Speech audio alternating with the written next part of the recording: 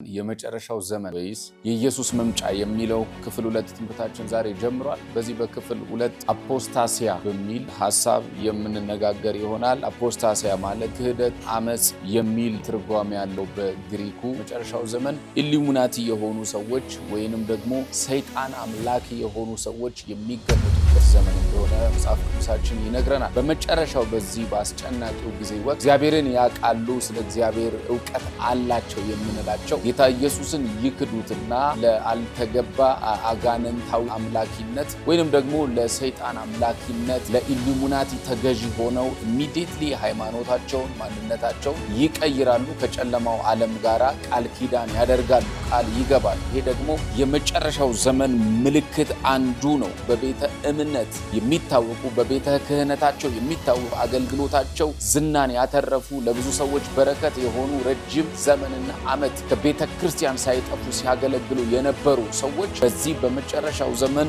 የኢሉሚናቲ የሰይጣን አምላኪዎች ሆነው ይገለጣሉ። ሰላም እንዴት ናችሁ? በመላው ዓለም የምትገኙ ኢትዮጵያውያንና ኤርትራውያን የመጨረሻው ዘመን ወይስ የኢየሱስ መምጫ የሚለው ክፍል 2 ትምህርታችን ዛሬ ጀምሯል። በዚህ በክፍል 2 ትምህርታችን አፖስታሲያ በሚል ሐሳብ የምንነጋገር ይሆናል። አፖስታሲያ ማለት ክህደት፣ አመጽ የሚል ትርጓሜ ያለው በግሪኩ አፖስታሲያ በሚል የእግዚአብሔርን ሐሳብ እንካፈል ይሆናል። የኢሉሚናቲና የሰይጣን አምላኪዎች መብዛት በመጨረሻው ዘመን ኢሉሚናቲ የሆኑ ሰዎች ወይንም ደግሞ ሰይጣን አምላኪ የሆኑ ሰዎች የሚገለጡበት ዘመን እንደሆነ መጽሐፍ ቅዱሳችን ይነግረናል። በመጨረሻው በዚህ በአስጨናቂው ጊዜ ወቅት ብዙ በመንፈሳዊ ነገር ጠንካራ የምንላቸው በእግዚአብሔር ቤት ረጅም ዘመን አስቆጠሩ የምንላቸው እግዚአብሔርን ያውቃሉ፣ ስለ እግዚአብሔር ዕውቀት አላቸው የምንላቸው በዘመናቸው ደግሞ በትምህርትም በመንፈሳዊም ነገር የተመሰከረላቸው ሰዎች በዚህ በመጨረሻው ዘመን ጌታ ኢየሱስን ይክዱትና ለአልተገባ አጋንንታዊ አምላኪነት ወይንም ደግሞ ለሰይጣን አምላኪነት ለኢሉሚናቲ ተገዢ ሆነው ኢሚዲየትሊ ሃይማኖታቸውን ማንነታቸውን ይቀይራሉ። ከጨለማው ዓለም ጋራ ቃል ኪዳን ያደርጋሉ፣ ቃል ይገባሉ። ይሄ ደግሞ የመጨረሻው ዘመን ምልክት አንዱ ነው። በቤተ እምነት የሚታወቁ በቤተ ክህነታቸው የሚታወቁ በአገልግሎታቸው ዝናን ያተረፉ ለብዙ ሰዎች በረከት የሆኑ ረጅም ዘመንና ዓመት ከቤተ ክርስቲያን ሳይጠፉ ሲያገለግሉ የነበሩ ሰዎች በዚህ በመጨረሻው ዘመን ኢሉሚናቲ የሰይጣን አምላኪዎች ሆነው ይገለጣሉ። ይሄ አንዱ የክህደት የአመጽ ከእግዚአብሔር ቤት የመኮብለል ምልክቱ አንዱ ይሄ አፖስታሲያ የሚለው ክህደት የሚለው ሐሳብ የሚንጸባረቅበት ዘመን ነው። ለዛ ነው አሁን በብዛት የምናያቸው ሰዎች ኢሚዲየትሊ ሃይማኖታቸውን ቀይረው ጌታ ኢየሱስን ክደው ከጨለማው ዓለም ጋር ተመሳስለው ለጨለማው ለአጋንንት ራሳቸውን መስዋዕት አድርገው ከህይወት ወደ ሞት ከመልካም ነገር ወደ መጥፎ ነገር እየተዘዋወሩ ለጨለማው ዓለም ኪዳን እየገቡ ሃይማኖታቸውን እየቀየሩ ወደ ዓለም እየኮበለሉ በጣም እንመለከታለን። ይሄ ደግሞ ከቅርብ ጊዜ ወዲህ የበዛና የምናየው ጉዳይ ነው። ጌታ ኢየሱስን ክጃለሁ ብለው በግልጽ በአደባባይ በሚዲያ ጌታን ክደው ሰይጣንን ሲቀበሉ የሰይጣን አምላኪ ሲሆኑ መጽሐፍ ቅዱሳችን በግልጽ ያስረዳናል። ደግሞም አሁን እያየን ያለንበት ዘመን ነው። ይሄ እንግዲህ ከመጨረሻው ዘመን ምልክት አንዱ ነው። ሰዎች ከሃዲዎች ይሆናሉ፣ ይክዳሉ። የሚክዱት ደግሞ ትላንትና ላይ ሰው ያደረጋቸውን፣ ትላንትና ላይ የፈወሳቸውን፣ ትላንትና ላይ በድንቅና በተአምራት ጉብኝት ያደረገላቸውን ሕይወት የሰጣቸውን ኢየሱስ ይክዱታል። የሚክዱበት መንገድ ምናልባት የተለያየ እንኳን ቢሆን ፋይናሊ ግን ለጨለማው ገዢ ለሰይጣን ተገዢ ይሆናሉ። ሰይጣንን የሚያመልኩ የኢሉሚናቲ አባል የጨለማው ዓለም አባል ነው የሚሆኑት። ምናልባት ደግሞ ሲክዱ በገንዘብ በተለያየ ቁሳዊ ነገር ተታለው ወይንም ደግሞ ከእግዚአብሔር መንግስት ይልቅ የምድርን መንግስት፣ የምድርን ስልጣን፣ የምድርን ሀብት በመመኘት ሊኮበልሉና ራሳቸው ሊክዱ ደግሞ ብዙ ሰዎችን ሊያስክዱም ሊያስቱም ይችላሉ። ይሄ የመጨረሻው ዘመን ምልክት ነው። በመጽሐፍ ቅዱሳችን በራእይ ምዕራፍ 14 ቁጥር 9 ላይ የእግዚአብሔር ቃል እንደዚህ ብሎ ይናገራል። ከቁጥር 9 ጀምሮ ሶስተኛው መልአክ ተከተላቸው፣ በታላቅ ድምፅ እንዲህ እያለ ለአውሬውና ለምስሉ የሚሰግድ በግንባሩም ወይም በእጁ ምልክቱን የሚቀበል ማንም ቢኖር እርሱ ደግሞ በቁጣው ጽዋ ሳይቀላቀል ኢየሱስም ምስክርና ስለ እግዚአብሔር ቃል ራሶቻቸውን ይጠጣል፣ በቅዱስም መላእክትና በበጉ ፊት በእሳትና በዲን ይሰቃያል። የሰቃያቸውም ጢስ ለዘላለም እስከ ዘላለም ድረስ ይወጣል። ለአውሬውና ለምስሉ የሚሰግዱ የስሙን ምልክት የሚቀበል ሁሉ ቀንና ሌሊት ረፍት የላቸውም። በዲን በእሳት ይቃጠላል። ከእግዚአብሔር መንግስት ይሰረዛሉ።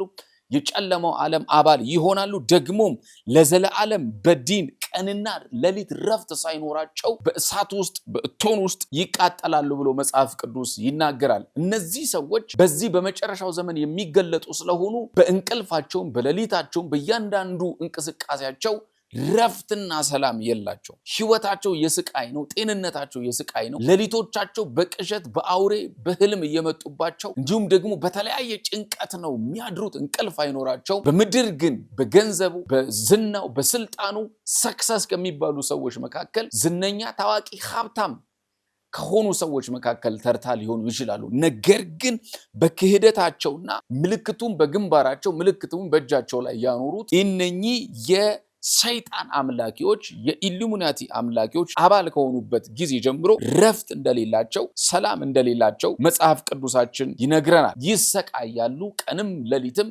ረፍት የላቸውም ብሎ የእግዚአብሔር ቃል ይናገራል። ወገኖቼ በዚህ ዘመን ብዙ ሰዎች ጌታ ኢየሱስን እየካዱ ካያችሁ፣ ብዙ ሰዎች ሃይማኖታቸውን ቀይሮ ወደ ሰይጣን ሃይማኖትነት ከገቡ፣ ብዙ ሰዎች እግዚአብሔርን ከመፍራት እግዚአብሔርን ወደ ለመፍራት ከገቡ፣ ብዙ ሰዎች በቅድስና ኖረው ድንገት በኃጢአት ዓለም ውስጥ ኃጢአትን ንጉስ አድርገው የሚንቀሳቀሱ ከሆነ ይሄ የመጨረሻው ዘመን ወይንም የኢየሱስ መምጫ ምልክት እንደሆነ መገንዘብ መቻል አለብን። ኢየሱስ መምጫው ምልክት እንደሆነ መገንዘብ መቻል አለብን። ምክንያቱም በመጨረሻው ዘመን ክህደት እንደሚፈጸም ራሳቸውን ከሰይጣን ጋር አባል እንደሚያደርጉ አግሪመንት እንደሚፈጽሙ መጽሐፍ ቅዱሳችን ይናገራል። በዚሁ በራእይ መጽሐፍ ምዕራፍ 20 ቁጥር 4 ላይ ያለውን የእግዚአብሔር ቃል እንመልከት። እንደዚህ ይላል፣ ዙፋኖችንም አየሁ፣ በእርሱም ላይ ለተቀመጡ ዳኝነት ተሰጣቸው። ስለ ኢየሱስ ምስክርና ስለ እግዚአብሔር ቃል ራሶቻቸውን የተቆረጡባቸውን ሰዎች ነፍሳት ለአውሬውና ለምስሉም ያልሰገዱት ምልክቱንም በግንባራቸው በእጆቻቸው ላይ ያልተቀበሉት አየሁ። ከክርስቶስ ጋር 1000 ዓመት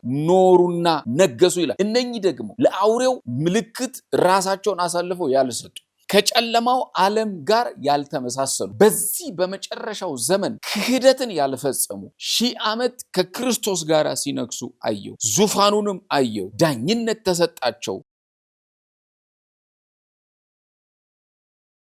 ነፍሳት ይላል ስለሱ ምስክር የሆኑ ከኢየሱስ ጋር የተባበሩ ኢየሱስን ያልካዱ ኢየሱስን ትተው ያልሄዱ በጨለማ ዓለም ላይ ያልተቀመጡ ለነሱ አለ ለነሱ 1000 ዓመት ሲነግሱ አየሁ። በተቃራኒው ደግሞ ለካዱት ከኢየሱስ ጋር ብረት ለማያደርጉት ደግሞ በእሳት በእቶን እንደሚቃጠሉ መጽሐፍ ቅዱሳችን ይነግረናል። ወገኖቼ ክህደት እየበዙ ከሆነ ክህደት አንዱ መካድ አንዱ የመጨረሻው ዘመን ምልክት ነው። ወንድም ወንድሙን ይክዳል፣ እናት አባቱን ይክዳል፣ ሰው ጓደኛውን ይክዳል፣ ሰው የሃይማኖት አባቱን ይክዳል፣ ሰው ነገስታትን የሥራ ባልደረባን ይክዳል፣ ሰው እግዚአብሔርን ይክዳል። ከምንም በላይ ደግሞ እግዚአብሔርን መካድ ከእግዚአብሔር ዓለም መውጣት በእሳት ውስጥ በሲኦል ውስጥ እንድንቃጠል ያደርገናል። ስለዚህ የሚክዱ ሰዎች በበዙበት በዚህ ዘመን ብዙ ሰዎች ከሃዲ በሆኑበት በዚህ ዘመን ስንመለከት የመጨረሻው ዘመን መሆኑን እንወቅ። በአንደኛ ጢሞቴዎስ ምዕራፍ 4 ቁጥር 1 ላይ እንደዚህ ይላል፣ መንፈስ ግን በግልጥ በኋለኞች ዘመናት አንዳንዶች የሚያስቱ መናፍስታንን በውሸተኞች ግብዝነት የተሰጠውን የአጋንንትን ትምህርት እያደመጡ ሃይማኖትን ይክዳሉ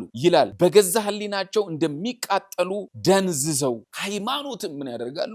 ይክዳሉ በገዛ ሕሊናቸው። ቁጥር 3 እነዚህ ውሾች መጋባትን ይከለክላሉ፣ አምነውም እውነትን የሚያውቁ ከምስጋና ጋር ይቀበሉ ዘንድ እግዚአብሔር ከፈጠረው መብልን እንዲርቁ ያዛሉ። በመጨረሻው ዘመን ሃይማኖትን የሚክዱ ሰዎች ይበዛሉ። ሃይማኖትን የሚክዱ ሰዎች እየጨመሩ ይመጣሉ። ሃይማኖት ክርስቶስን መቀበል ነው። ሃይማኖት የዘላለም ሕይወትን ማግኘት ነው። ያገኙበትን ሃይማኖት የተቀበሉትን እምነት ይክዱና በመናፍስት በውሸት በግብዝነት የተሰጠውን የአጋንንትን ትምህርት መቀበል ይጀምራሉ። ኢሚዲየትሊ እግዚአብሔር የለም ማለት ይጀምራል። እግዚአብሔር ቢኖር ኖሮ ይሄው ነገር ባልሆነ ማለት ይጀምራል። ዓለም በሳይንስ እንደተፈጠረች አስበው አምነው መቀበል ይጀምራሉ። ዘመናዊነት ያጠቃቸዋል። ስልጣኔ ያጠቃቸዋል። ገንዘብ ካላቸው የሀብታቸው ልቀት ምንም ነገር ማድረግ እንደሚችሉ እንደሚሰማቸው ይሰብካቸውና የስህተት ትምህርት ጭንቅላታቸው ላይ ይገባል። ከዛ ከእውነተኛ ከሆነው ከክርስቶስ መንገድ እውነተኛ ከሆነው ከክርስቶስ እውነት መንገድ መሳት ይጀምራል። ያ የስህተት ትምህርት ይገባባቸዋል። በአጋንንቶች በመናፍስቶች ይሸወዳሉ፣ ይታለላሉ፣ ሃይማኖትን ይክዳሉ። የሚክዱ ሰዎች፣ ጌታን የሚተዉ ሰዎች፣ ሃይማኖትን የሚያጠለሹ ሰዎች አፖስታሲያ ሆነው ይገለጣሉ። ካዲዎች ሆነው ይገለጣሉ። አመፀኞች ሆነው ያምጻሉ። ያመኑበትን ቤት አምነው የዳኑበትን ቤት መሳደብ ይጀምራሉ። ሚዲያ ላይ መሳደብ ይጀምራሉ። የዳኑበትን ሃይማኖት ማንቋሸሽ ይጀምራሉ። አሁን እየተከተሉት ያሉት ሃይማኖት ትክክል እንደሆነ ማሰብ ይጀምራሉ። ይሄ ክህደት በመጽሐፍ ቅዱሳችን ላይ በዚህ ዘመን እንደሚመጣ ይናገራል። ስለዚህ አንዳንድ ጊዜ ለሃይማኖት ወግናችሁ የምትከራከሩ ሰዎች፣ ለሃይማኖት ወግናችሁ የምትሳደቡ ሰዎች ትክክለኛ መንገድ አይደለም። ምክንያቱም የመጨረሻው ዘመን ምልክት እንደሆነ ማሰብ መቻል አለባችሁ። በደንብ አስተውላችሁ ከሆነ አሁን ካለንበት ዘመን ይልቅ ከቀድሞ ዘመን ይልቅ አሁን ያለንበት ዘመን ብዙ ሰው ሃይማኖቱን እየካደ ነው፣ እየከዳ ነው፣ እየኮበለለ ነው፣ ወደ ጨለማ ዓለም እየገባ ነው። ነፍሱን ደስ ወደሚያሰኛት ጉዳይ እየገባ ነው። አንዱ ክህደት መገለጫው የመጨረሻው ዘመን። ዛሬ በጌታ በኢየሱስም ይህንን ቪዲዮ የምትከታተሉ በኢየሱስም እጸልይላችኋለሁ። በማንኛውም ድካም ውስጥ ያላችሁ ሰይጣን አእምሯችሁን የያዘ ማንነታችሁን የያዘ በጨለማው ዓለም በአጋንንት በስህተት ትምህርት ተወስዳችሁ ወደ ጠላት አሰራር ልትገቡ ያላችሁ፣ ወደ ጨለማ ኃይል ልትገቡ ያላችሁ፣ ሰይጣን አምላኪ ለመሆን የተዘጋጃችሁ፣ የኢሉሚናቲ አባል ለመሆን የተዘጋጃችሁ በጌታ በኢየሱስም እጸልይላችኋለሁ። ከማንኛውም ክህደት የሚጠብቅ የእግዚአብሔር እጅ በእናንተ ህይወት ላይ እንዲገለጥ፣ ከማንኛውም ክህደት የሚያወጣ የእግዚአብሔር ክንድ በህይወታችሁ ላይ እንዲገለጥ በናዝሬቱ ጌታ በኢየሱስም እጸልያለሁ። ማንኛውም ሊያስታችሁ የተዘጋጀ በቁሳዊ በምድራዊ ነገር ቢሆን በሀብት በገንዘብ በስልጣን በተለያየ መንገድ ከእግዚአብሔር መንግስት ሊያወጣችሁ የተዘጋጀ ወገኖቼ ብዙ ሰዎች በምድራዊ ነገር ተታለው ጌታቸውን ክደዋል። ዘማሪ የነበሩ ዘፋኝ ሆነዋል። ሰባኪ የነበሩ የሰይጣን የስህተት አስተማሪዎች ሆነዋል። እግዚአብሔርን ይወዱ የነበሩ እግዚአብሔር ቤት የሄዱ የነበሩ ሰይጣን ቤት ሰይጣን አዳራሽ መሄድ ጀምረዋል። ብዙ የምናውቃቸው ሰዎች ከእግዚአብሔር መንግስት ወጥተዋል። እግዚአብሔርን አገለግላለሁ ብለው ነብይ የነበሩ ሰዎች ዛሬ ካዲ ሆነው ተሳዳቢ ሆነዋል። የእግዚአብሔር ዕውቀት በውስጣቸው የነበሩ ሰዎች ዛሬ እግዚአብሔርን አላውቀውም ብለው መናገር ጀምረዋል። ቸርች መጥተው የሚዘምሩ ሰዎች ክለብ ገብተው መጨፈር ጀምረዋል። የማይጠጡ የማይዘሙቱ ሰዎች ዛሬ ላይ እየዘሙቱ በኃጢአት እየተጨማለቁ ይገኛሉ። ምክንያቱም ከተባለ በመጨረሻው ዘመን ይሄ ክህደት እንደሚከሰት ስለሚነግረን ካዲ ስለሆኑ በሉቃስ ወንጌል ምዕራፍ 8 ቁጥር 13 ላይ ያለውን ቃል እንመልከት። በዓለት ላይ ያሉት ይላል ሲሰሙ ቃሉን በደስታ የሚቀበሉ ናቸው። እነርሱም ለጊዜው ብቻ ያምናሉ እንጂ በፈተና ጊዜ የሚክዱ ስር የሌላቸው ናቸው። የሚገርም ነው። በዓለት ላይ ያሉት ይልና ሲሰሙ ቃሉን በደስታ የሚቀበሉ ናቸው። ዋው አሜዚንግ ፕሪች ኢት ማን ኦፍ ጋድ። ስበክ ዘለው ብድግ ብሎ ማስታወሻ ደብተር ይዘው ቸርች ፊት ለፊት ተቀምጠው ሃሌሉያ ምናምን ብለው የሚቀበሉ ናቸው። የሚገርም መገለጥ፣ የሚገርም ቃል እኮ ነው ዛሬ የተማርነው። ዋው የእግዚአብሔር ቃል ብለው ፊታቸው ጥርሳቸው እየሳቀ ይቀበላሉ። እንደተነቃቃ ሰው እንደተነካ ሰው ሆነው ይወስዱታል። ቃሉ ያስደስታቸዋል። ነገር ግን እነዚህ ሰዎች ለጊዜው ብቻ ለጊዜው ለዛች ሞመንት ለ30 ደቂቃ ስብከት ለአንድ ሰዓት ወይንም ለአንድ ቀን ብቻ ዋው ብለው ይቀበላሉ። ለጊዜው ብቻ ያምናሉ። ዳት ሞመንት ለዛች ደቂቃ ለዛች ሰዓት ብቻ ቃሉን ያምኑታል። ሲነገር ያስደስታቸዋል። አይጠሉትም። አሜን ብለው ይወስዳሉ። ተነክተው ይቀበላሉ። በማስታወሻ ደብተራቸው ይጽፋሉ። ቃሉን አቅፎ ቤተክርስቲያን ይሄዳሉ። በዛች ሞመንት ላይ ለጊዜው ደስተኛ ሆነው ሪሲቭ ያደርጉታል። ከዛች ጊዜ በኋላ ግን ለጊዜው ብቻ ያምናሉ እንጂ ይልና በፈተና ጊዜ በምን ጊዜ? በፈተና ጊዜ እንደዛ ሲዘል የነበረ ቃሉን ወዳለው ሲል የነበረ አቅፎ ቸርች ሲሄድ የነበረ ከፊት ተቀምጦ ማስታወሻ ደብተር ይዞ ሲጽፍ የነበረ ቃሉ ለኔ በጣም የህይወቴ ዋና ነው ወዳለው ሲል የነበረ ሰው በፈተና ጊዜ ግን ለጊዜው ያምናል ይልና በፈተና ጊዜ መቼ ነው የፈተና ጊዜ? አስጨናቂ ወቅት በሚመጣበት ይሄ መጨረሻው ዘመን በሚገለጥበት የሚሰማው የሚታየው ነገር ሁሉ ደስ በማያሰኝበት በዚህ ዘመን በመጨረሻው ጊዜ ግን ይልና የሚክዱ ስር የሌላቸው ናቸው። ካዲዎች ናቸው። በፈተና ጊዜ ይክዱታል። በመልካም ጊዜ ቃሉን ይወስዳሉ። በፈተና ጊዜ ሲቸገሩ ጌታን ይክዱታል። ገንዘብ ሲያጡ፣ ቤት ኪራይ የሚከፍሉ ሲያጡ፣ የሚበሉት ሲያጡ፣ የሚጠጡት ሲያጡ፣ የትራንስፖርት ሲያጡ፣ የሚለብሱት ሲያጡ፣ በፈተናና በችግራቸው ጊዜ ሰይጣን ብር የሚሰጣቸው ከሆነ ጌታቸውን ትተው ከሰይጣን ይቀበላሉ። ሰይጣን መኪና የሚገዛላቸው ከሆነ ጌታቸውን ትተው ለሰይጣን መገዛት ይጀምራሉ። ሰይጣን ሀብታም የሚያደርጋቸው ከሆነ ኢየሱስን ይተውና በዛ በፈተና ሰዓት ከሰይጣንና ከዲያብሎስ ከአጋንንት ጋራ አንድ ላይ ህብረት አድራጊዎች በፈተና ሰዓት መጽሐፍ ቅዱስ ሲናገር በፈተና ያዕቆብ ምዕራፍ 1 ላይ በፈተና የሚጸና እርሱ የተባረከ ነው። በምን አይነት ፈተና? መቋቋም የማንችለው የህይወት ፈተና፣ ልንገልጠው የማይችለው የመጨረሻው ዘመን ፈተና፣ የዲያብሎስ ፈተና፣ የምንሰማው የምናየው የምናደርገው ነገር ሁሉ መከራ በሚሆንበት ሰዓት ላይ የዛን ጊዜ ይልና ይክዱታል።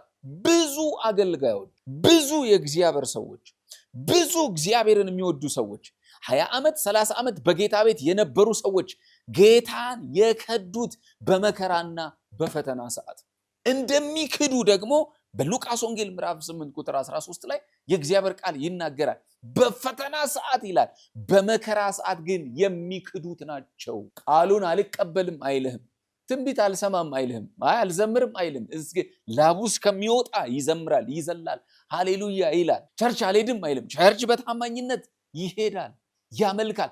ፈተና ሲያጋጥመው ብድግ ይልና ለዛ ነው በነገራችን ላይ አንዳንድ ጌታን የሚያውቁ ወንዶች፣ ጌታን የሚያውቁ ሴቶች ኢሚዲየትሊ በትዳር ውስጥ የማግባት ችግር የሆነ ፕሮብሌም በሚያጋጥማቸው ሰዓት ብድግ ይሉና የማያምን ሰው ያገባል። በፈተና ሰዓት መቋቋም አይችሉም፣ ጌታን ይክዱት። ለእግዚአብሔር ቤት ቅርብ ነው፣ ችግር የለውም፣ ጌታን ይፈራል እኮ ምናምን ብለው የማያምን ሰው፣ በጨለማ ዓለም ያለ ሰው ያገባሉ። ዘላ የማያምን ሰው ጋር ትሄዳለች፣ ዘሎ ማታምን ሴት ጋር ይሄዳል፣ ይጋባሉ። በፈተና ሰዓት ምን የሚሉት ናቸው? የሚክዱት ናቸው፣ የሚክዱት ናቸው። ስለዚህ በፈተና ሰዓት የሚክዱ ደግሞ ስር የሌላቸው ናቸው ይላል እግዚአብሔር። ስር መሰረት የላቸው፣ ስር የላቸው። በፈተና ሰዓት መሰረት ያላቸው፣ በመከራ ሰዓት መሰረት ያላቸው ሰዎች ኢየሱስን የሚክዱበት አቅም አይኖራቸው። ለምን? መሰረታቸው የእግዚአብሔር ቃል ነው።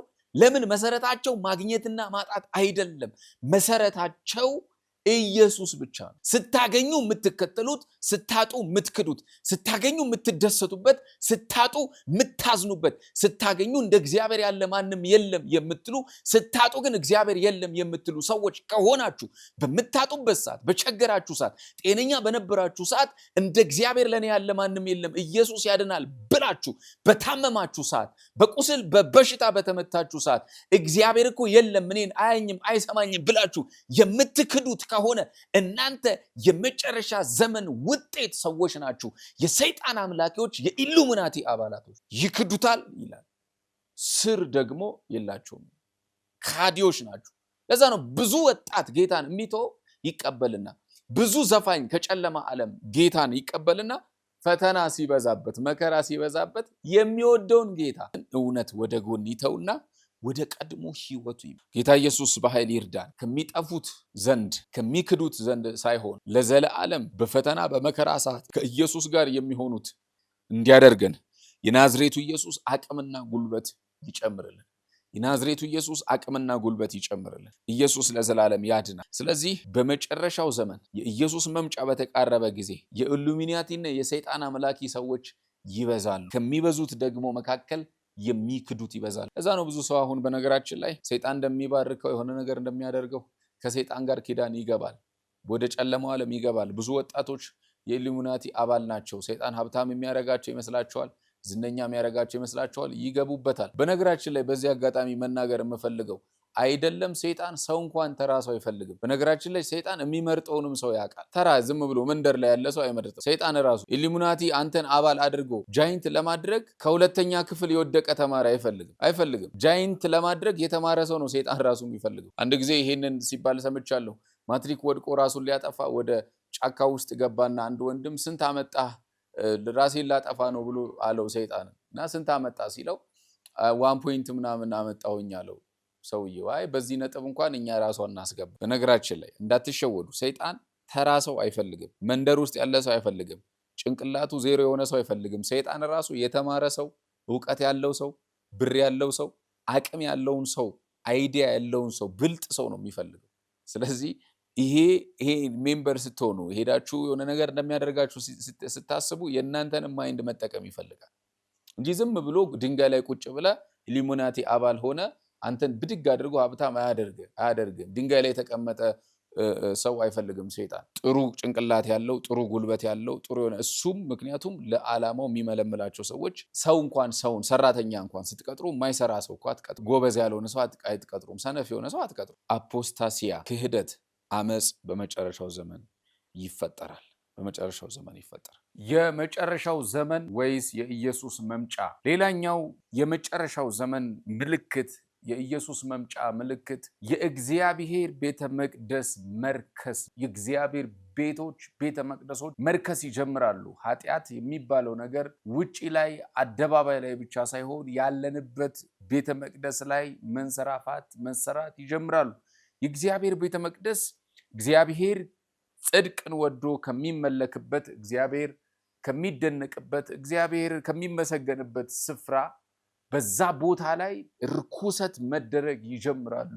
ሌብነት፣ ዝርፊያ፣ ውሸት፣ ቅጥፈት፣ ክህደት፣ ኃጢአት፣ ዝሙት፣ መዳራት፣ በጣም ኃጢአት የሚባሉ ነገሮች ሁሉ በዚህ በመጨረሻው ዘመን በእግዚአብሔር ቤተ መቅደስ ውስጥ መንሰራፋት ይጀምራሉ፣ መከናወን ይጀምራሉ።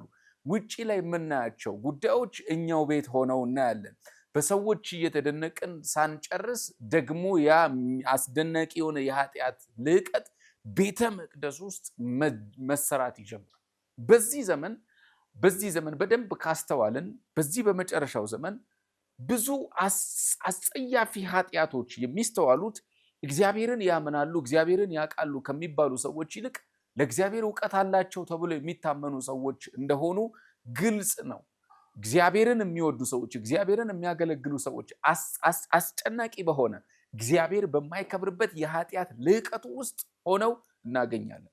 ቤተክርስቲያኖቻችን፣ ቤተ መቅደሶቻችን እግዚአብሔርን ከማምለክ ይልቅ ዳንኪራ፣ ሰይጣን መደነሻ ቦታ፣ ለጠላት የሚሰዋበት ስፍራ እየሆኑ ይመጣሉ። ያ ብቻ ሳይሆን ውጭ ላይ የሚደረጉ ኃጢአቶች ሁሉ ቤተ መቅደስ ውስጥ እየተደረጉ ይመጣል። ስለዚህ ሰው ምንም አይመስለውም፣ አማኝ ምንም አይመስለውም፣ የሚያይ ሰው ምንም አይመስለውም። ያኔ ሲፈራው የነበረ ይሄማ ነውር ነው ብሎ ሲፈራው የነበረ እግዚአብሔር ቤት ውስጥ ሆኖ እናያለን። አብዛኛው ሌቦች ቤተክርስቲያን ውስጥ ነው ያሉት። አብዛኛው ኃጢአተኞች ቤተ መቅደስ ውስጥ ነው ያሉት።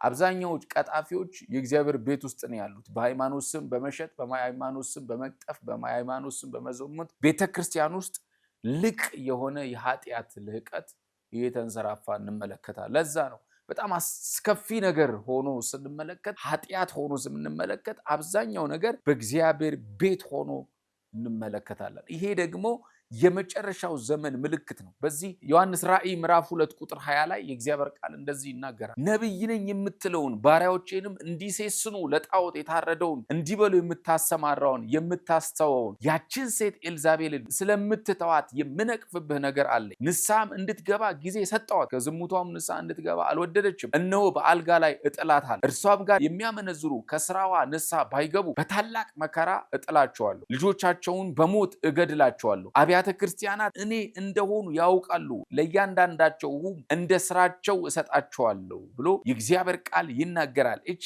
ኤልዛቤል ታላላቆችን በታላቅ መከራ፣ በታላቅ ኃጢአት፣ በታላቅ ቅጥፈት ውስጥ የምታስገባ እቺ ኤልዛቤል የምትገኘውና የምትኖረው በዚህ በመጽሐፍ ቅዱሳችን ክፍል ውስጥ በቤተ መቅደስ ውስጥ እንደምትገኝ ደግሞም ስላላባረርካት ከቤተ መቅደስም ስላላጠፋት የምነቅፍብህ ነገር አለ ብሎ መጽሐፍ ቅዱስ። ኤልዛቤል ማለት መንፈስ ነው፣ ወንድ አይደለም፣ ሴት አይደለም፣ ስፕሪት ነው። የኤልዛቤል መንፈስ ማለት የጋለሞትነት መንፈስ ማለት ነው። ስፕሪት ነው። መንፈሱ ደግሞ ወንድም ላይ ሴትም ላይ ሁለቱም ጾታ ላይ ይሰራል። ባለባበስ ልህቀት የሚለካ አይደለም፣ ደግሞም ባለመልበስም የሚመጣ አይደለም። መንፈሱ የሚሰራበት አካል ካለ ይሰራል። አሁን እያስተዋልን መሄድ ያለብን ነገር በዚህ ዘመን ይሄ የኤልዛቤል መንፈስ የት ነው የሚሰራው ከተባለ እየሰራ ያለው ቤተ መቅደስ ሆነ ብለው ሰዎችን ለማሳሳት የሰዎችን አእምሮ ለመያዝ የቅዱሳንን አእምሮ ለመያዝ ልክ በቆሮንቶስ እንዳለችው ቤተክርስቲያን ሐዋርያው ጳውሎስ በቆሮንቶስ ላሉ ቤተክርስቲያን የሚነቅፍባቸው ነገር እንዳለ፣ አካሄዳቸው ትክክል እንዳልሆነ፣ በኃጢአት ሰው ከእንጀራ እናቱ ጋር ይተኛ እንደነበረ መጽሐፍ ቅዱስ ይነግረናል። እና በቆሮንቶስ ባለች ቤተክርስቲያን ላይ ደብዳቤ ሲጽፍላቸው አለባበሳቸውን፣ ሴቶች ጸጉራቸውን፣ ወንዶች አለባበሳቸውን እንዲያስተካክሉ ሁሉ ስለ ልብሳቸው፣ ስለ ጸጉራቸው ይናገራቸው እንደነበረ አንደኛ ቆሮንቶስና ሁለተኛ ቆሮንቶስ ላይ እንመለከታለን። ይህንን ያለበት ምክንያት ቆሮንቶስ በጣም በኃጢአት ልህቀት ውስጥ ከመግባቷ የተነሳ ቸርች ውስጥ ወንድና ሴት ሰላም ሲባባል ለማታ ወይንም ለነገ ግንኙነታቸው እየተጠቃቀሱ ፕሮግራማቸውን ያመቻቹ ነበር ኃጢአት ለመስራት እና ጳውሎስ ይታለሉ የነበሩት ወንዶቹ የሴቶችን ጸጉር በማየት ስለሆነ የሴቶች ጸጉር ልክ ሲያዩ በጣም ሌላ ነገር ውስጥ ስለሚገቡ አሁን ወንዶች የሴቶችን ሼፕ ሲያይ አእምሮ እንደሚቀየር ደግሞም ሴቶች የወንዶችን አቋም ሲያዩ የሆነ ነገር ሊፈጠር እንደሚችል በዛ ዘመን በቆሮንቶስ ቤተክርስቲያን ውስጥ ጸጉር ሲያዩ ወንዶቹ ማይንዳቸው የሚታያቸው ለዝሙት። ስለዚህ ልብሳችሁን አስተካክሉ ይላቸዋል፣ አለባበሳችሁን አስተካክሉ ይላቸዋል፣ ሰላም ስትባባሉ በቅድስና ሰላም ተባባሉ ይላል። አሁን የኤልዛቤል መንፈስ አሁን ባለንበት ዘመን ከአለባበሳችን ከሁኔታችን ጭምር የሚያሳየው ቤተክርስቲያን ውስጥ የኃጢአት ልህቀት እንደገባን በቤተ መቅደስ ውስጥ ርኩስ የሆነ ነገር እንደሚካሄድ ወንዶች የሚለብሱት አለባበስ ሴቶች ፓንታቸው እስኪታይ ድረስ የሰውነት ቅርጻቸው እስኪታይ ድረስ ታይት ለብሰው አስጸያፊ የሆነ ነገር አድርገው ቤተ መቅደስ ውስጥ ቤተክርስቲያን ውስጥ እግዚአብሔርን ለማምለክ ሲመጡና በቤተክርስቲያን ውስጥ ሲንጓደዱ እናያለን። ታይልኝ እያሉ ታይታቸውን ያሳያሉ። ታይልኝ ጌታ ሆይ እያሉ የሰውነታቸውን ቅርጽ ያሳያሉ። ቤተክርስቲያን ውስጥ የሚደረግ ኃጢአት የመብዛቱ ምክንያት ይሄ ይሆናል። ወንዶችም በአለባበሳቸው እንደዛ ሰዎችን የሚያስት አለባበስ ለብሰው ሰዎችን የሚያስት ንግግር ተቀዳጅተው እንደ ቅድስና ተቆጥሮ ቤተክርስቲያን ቤተ መቅደስ የኃጢአተኞች ዋሻ ኃጢአት የሚሰራባት ኃጢአት የሚከናወንባት ሆነው እንመለከታለን። ይሄ ምንድነው ከተባለ የመጨረሻው ዘመን ምልክት የቤተ መቅደስ መርከስ እንደሚመጣ መጽሐፍ ቅዱሳችን ስለሚናገር በመጨረሻው ዘመን ቤተክርስቲያን የመራከሻ ቦታ ትሆናለች። ሰዎች የሚረክሱበት ቦታ ትሆናለች። ሰው ለሕማማት ጾም ተገናኝቶ ተሳስሞ የሚለያይበት ቦታ ቤተ መቅደስ ይሆናል። አዳር ጸሎት ተብሎ ገብቶ ዝሙት ፈጽሞ የሚወጣበት ቦታ ቤተ መቅደስ ይሆናል። ምንድነው ከተባለ ይሄ የመጨረሻ ዘመን ምልክት ኢየሱስ መምጫ ጊዜ ስለቀረበ የሚረክሱ ነገሮች ሁሉ ቤተ መቅደስ ላይ መርከስና ቤተ መቅደስ ላይ ክፋት መሆን ይጀምራል። ሌብነትንም ስንመለከት የሚሰርቁ ሰዎች የሃይማኖት አስተማሪዎች በዋነኝነት ሆነው ይመዘገባል። ሌብነት የሚታይ ከሌላ ቦታ ይልቅ ቤተ መቅደስ ቤተ ክርስቲያን ውስጥ ይሆናል። የሰውን ገንዘብ መውሰድ፣ በሃይማኖት ስም በማጭበርበር የሰውን ብር ማታለል፣ ሰው አካውንት ላይ ያለውን ገንዘብ ወደ ራስ እንዲገለበጥ ማድረግ፣ ልጸልይልሽ ነው ልጸልይልህ ነው በሚል ሰበብ ሰዎችን ማራቆት፣ ሰዎችን አደጋ ላይ መክተት፣ እንዲሁም ደግሞ መንግስት እንኳን እስኪደነግጥ ድረስ የሌብነት ልህቀት የሚካሄድበት ቦታ የእግዚአብሔር ቤተ መቅደስ ይሆናል። አስታውሳለሁ ለአንድ ቤተ ክርስቲያን ለድርጅት ወደ 10 ሚሊዮን ብር አንድ የእርዳታ ድርጅት ለቸርቿ ገንዘብ ለቀቀ። የቀድሞ የድሮ ቸርች የሚባል ነው። ቸርቹ ውስጥ 5 መሪዎች አሉ። እነኛ 5 መሪዎች 10 ሚሊዮን ብሩን ለህፃናት ወይንም ለሚረዱት መርጃ ድርጅት ብር ሳይሰጡ እያንዳንዳቸው በሚሊዮን የሚቆጠረውን ብር ለራሳቸው ገንዘብ አደረጉት፣ ተከፋፈሉት። ይሄ የሆነው ቤተክርስቲያን ውስጥ ነው። መጨረሻ ላይ እነዚህ ሰዎች እግዚአብሔር ከባድ በሆነ ህመም መታቸው፣ ንስሐ ገቡ፣ ታረቁ፣ ይቅርታ ጠየቁ። ይሄ የሆነው እግዚአብሔርን የሚያውቁ 20 ዓመት 30 ዓመት አገልግሎት ያገለገሉ ሽማግሌ ትልቅ ሰው የምንላቸው ሰዎች ያሉበት ቀደምት ከምትባል ቤተክርስቲያን መካከል አንዷ በሆነች ቸርች ውስጥ ነው ይሄ የኃጢአት ዘረፋ የሆነ። ለምንድን ነው እንደዚህ የሚሆነው ብለን ካሰብን የመጨረሻው ዘመን ስለሆነ ሰዎች የሚሰርቁበት፣ ሰዎች የሚዋሹበት፣ ሰዎች የሚሳደቡበት፣ ሰዎች የማይሆን ድርጊት የሚያደርጉበት፣ ለመሬት፣ ለሀብት፣ ለገንዘብ ሀገራችን በሰማይ ነው በምድራዊ ጉዳይ አትጨነቁ ብለው ያስተምሩና መሬት የሚሰርቁ የመሬት ሌቦች፣ ሙሰኞች፣ አጭበርባሪዎች ሆነው የሚገኙት ራሳቸው የሚያስተምሩ ሰዎች ይሁን። ለምን ከተባለ የመጨረሻው ዘመን ምልክት የኢየሱስ መምጫ ጊዜ የሚገለጠው የእግዚአብሔር ቤተ መቅደስ መርከስ። ስለዚህ ከሚረክሱት ጋር እየረከስን፣ ከሚሰርቁት ጋር እየሰረቀን፣ ከሚዋሹት ጋር እየዋሸን፣ በኃጢአት ከሚመላለሱት ጋር በኃጢአት እየተመላለስን ከመቀጠል ይልቅ ከእግዚአብሔር ጋር ያለንን ግንኙነት ሰዎችን ሳናይ፣ መሪዎችን ሳናይ፣ ቤተሰቦችን ሳናይ፣ በእምነት የገፉ የእምነት አባቶችን መንፈሳዊ አባቶቻችን እንኳን ሳንመለከት የነሱ ድካም የነሱ ውድቀት እንኳን ቢኖር ምልክት ነው፣ የመጨረሻው ዘመን ምልክት ነው። በቃ ኢየሱስ ሊመጣ ነው ብለን እያሰብን ኢሚዲየትሊ ከእግዚአብሔር ጋር ፌሎሺፕ ነው ማድረግ ያለው። በዚህ በራእይ ምዕራፍ 2 ቁጥር 20 ላይ ኤልዛቤልን ስላላጠፋሃት እነቅፍብሃለሁ። ቤተ መቅደስ ውስጥ አለች፣ ቤተ ክርስቲያን ውስጥ አለች። የምታስተው የሰው ትዳር የምታፋተው የሆነ ነገር የምታደርገው አለች። ቤተ መቅደስ መንፈሱ የሚሰራበት አለ። ስለዚህ ነቅፍብሃለሁ፣ ብዙዎችን በአልጋ ላይ ጥላለች፣ እሷን አላባረርካትም እያለ መጽሐፍ ቅዱስ። አይታችሁ ከሆነ ባደጉ ሀገራት ቤተክርስቲያን ውስጥ ነው ከባባድ የሚባሉ ኃጢአቶች የሚደረጉ። ስለዚህ ከዚህ ዓለም ማምለጥ የምንችለው አካሄዳችንን ከእግዚአብሔር ጋር እያደረግን የሚሰሩ ኃጢአቶችን ወደ ጎን ንስሐ እየገባ ከጌታ ጋር ያለንን ህብረት ማጠንከር ነው። በዚህ ዘመን ያለ ብዙ ሰው ከቸርች ቀርቷል፣ ከቤተ ክርስቲያን ቀርቷል። በጣም ብዙ ሰዎች ቤታቸው ነው የሚያመልኩት፣ ቤተ ክርስቲያን መሄድ አስጠልቷቸዋል። ለምንድን ነው ከተባለ ውጪ ላይ አይተውት የማያውቁት ኃጢአት ቤተ ክርስቲያን ውስጥ በኃይል እየተንሰራፋ መምጣቱ፣ ቤተ ክርስቲያን ውስጥ በኃይል እየተካሄደ መምጣቱ በራቸውን ዘግተዋል፣ ልባቸውን ዘግተዋል። ቤተክርስቲያን ሄደው በኃጢአት ከሚሰናከሉ ይልቅ ቤታቸው ሆኖ ጌታን ቢያመልኩ ነው የሚቀላቸው። ምክንያቱስ ከተባለ ቤተክርስቲያን ላይ እያለ ያለው ዘረኝነት ያለው ቤተክርስቲያን ውስጥ እኮ ነው። የአንድ ብሔር አባል ካልሆናችሁ፣ የአንድ ብሔር የዛ ቤተክርስቲያን ሰዎች መሪዎች የነሱ ብሔር አባል ካልሆናችሁ አገልግሎት አትጋበዙም። እዛ ቸርች አባልም ሊያደርጓችሁ አይፈልጉም።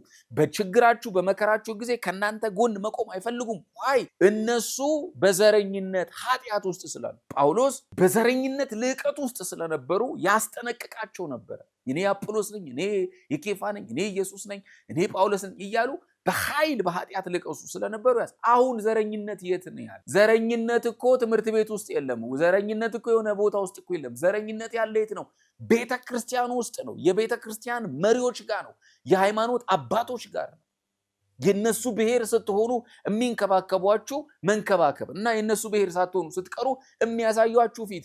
ሰው የሚጋበዘው በብሔሩ ሆኗል። ሰው ድር ውስጥ የሚገባው በብሔሩ ሆኗል። ሰው አብሮ በማህበራዊ ህይወት የሚኖረው በብሔሩ ሆኗል። ለምን ከተባለ ይሄ ኃጢአት እየገባ ያለው ቤተ መቅደስ ውስጥ ደግሞም የእምነት አባት የሚባሉ ሰዎች ጋር የኔን ብሔር ካልሆነ አታገቢም፣ የኔን ብሔር ካላገባሽ በሰርግሽ ላይ አልቆምም ያለን ፓስተር አስታውሳል። ከኛው ብሔር ነው ማግባት ያለብሽ ይላታል። እሱስ ድብልቅ ብሔር ነው፣ ከሱ ብሔር ውጪ ነው ያገባው እኮ የሱ ሚስት። ልጇን ግን የኔን ብሔር ካላገባሽ በሬሳዬ ላይ አትቆሚም፣ በሬሳሽ ላይ አልቆምም ብለዋል። ሽምግልና ቢሄድበት ምንም በፍጹም አለ፣ አንገቴን አለ። ይሄ ኃጢአት የት ነው የዘረኝነት ኃጢአት ያለው ካልን የእግዚአብሔር ቤተ መቅደስ ውስጥ የእግዚአብሔር ቤት ውስጥ መከፋፈል፣ አድመኝነት፣ ሴራ፣ ብሔር ማደራጀት፣ ምእመንን በብሔር ማደራጀት፣ የቸርች አባላትን በብሔር ሰብስቦ ከቸርች ገንጥሎ መውጣት፣ በብሔር ሰብስቦ በፓስተሩ ላይ እንዲያምፁ ማስነሳት፣ በነብዩ ላይ እንዲያምፁ ማስነሳት፣ በብሔር ተደራጅቶ ሰዎችን ወደ ቸርች ኢንቫይት ማድረግ፣ መጋበዝ፣ ይሄ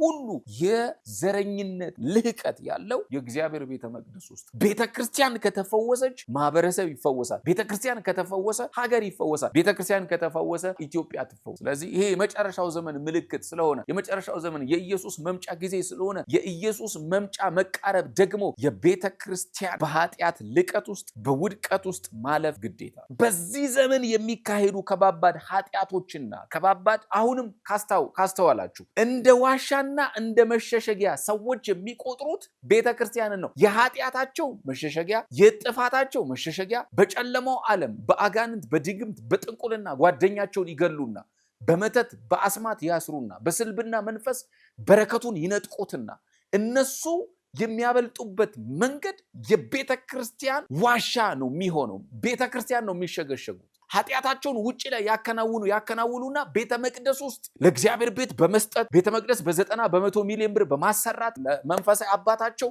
ስጦታ በመስጠት ቤተ ክርስቲያን እሑድ ጠዋት ላይ መጥተው ነጭ ልብሳቸውን ለብሰው በማምለክ በመጸለይ በመዘመር ኃጢአታቸው የሚቀልላቸው ይመስላቸውና የሚደበቁት ደሴ መጥተው የእግዚአብሔር ቤተ መቅደስ ውስጥ የእግዚአብሔር ቤተ መቅደስ በዚህ በመጨረሻው ዘመን የኃጢአት የርኩሰት ዋሻ መደበቂያ ነው የምትሆነው። ይሄንን ስታስተውሉ ቅዱሳን ማድረግ ያለባችሁ እናንተ ወደኋላ በማግፈግፈግ ከእግዚአብሔር ቤት መቅረት ሳይሆን ከሰዎች መለየት ሳይሆን ከእግዚአብሔር ቤት መጥፋት ሳይሆን የመጨረሻው ዘመን ውጤት ነው ብላችሁ አስባችሁ በእግዚአብሔር ፊት እናንተ በዚህ በመጨረሻው ዘመን ኢየሱስ ሊመጣ ባለበት ድንገት እናንተም ልትሄዱ በምትችሉበት ሁኔታ ውስጥ ከእግዚአብሔር ጋር በመጣበቅ መጸለይ፣ ይቅር በለኝ፣ ማረኝ፣ መንገዴን አቅናልኝ፣ አስተካክለኝ፣ ህይወቴን ቀይርልኝ ብለን ከእግዚአብሔር ጋር ህብረት በማድረግ መጸለይን ያለብን እንጂ ቤተክርስቲያን ቆሽሻለች፣ እግዚአብሔር ቤተ መቅደስ ረክሷል ብለን